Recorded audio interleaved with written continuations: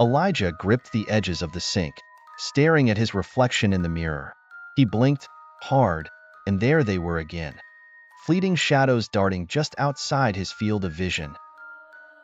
Had he finally lost it, or was something else at play? This question choked him with fear. He splashed cold water on his face and stepped back into his dimly lit apartment.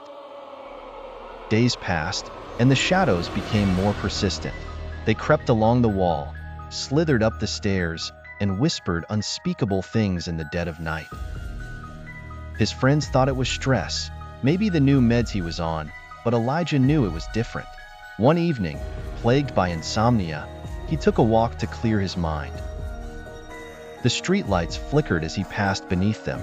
In an alleyway, a particularly dark shadow stood still, as if beckoning. Against every rational thought, he approached.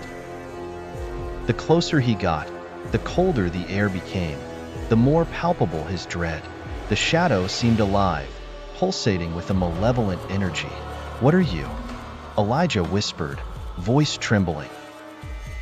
The shadow didn't reply in words, but images and emotions flooded into his mind. He saw ruins, heard screams, and felt an overwhelming hunger for despair. Elijah staggered back, clutching his head. He realized these shadows were not mere figments of his imagination. They were harbingers of a greater darkness, waiting to consume all light.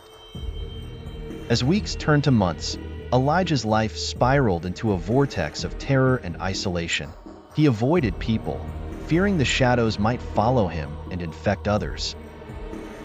However, the sinister entities had other plans. They began to communicate, not just with Elijah, but with those around him. His best friend, Sarah, was the first to sense it. She cornered him one night, the worry etched on her face. "Elijah, what's happening to you?" she demanded. He tried to explain, but the words felt inadequate, the truth too heavy to bear. Sarah, though skeptical, decided to believe him. Together, they started researching, diving into ancient texts and forbidden lore. They discovered the existence of an old, cursed artifact said to grant its possessor the ability to see these shadows. The curse, however, came with a deadly price. The bearer would eventually be consumed by the darkness they could see. Desperation guided them to an abandoned church, rumored to harbor the artifact.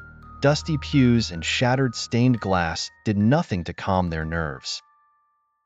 In the center of the desolate hall, a pedestal held a jet-black stone, cold and ominous. As Elijah approached, the shadows thickened, their whispers turning into screeches. He reached out, his fingers mere inches away from the stone. Suddenly, the shadows pounced, wrapping around him like a suffocating shroud. Sarah screamed, trying to pull him back.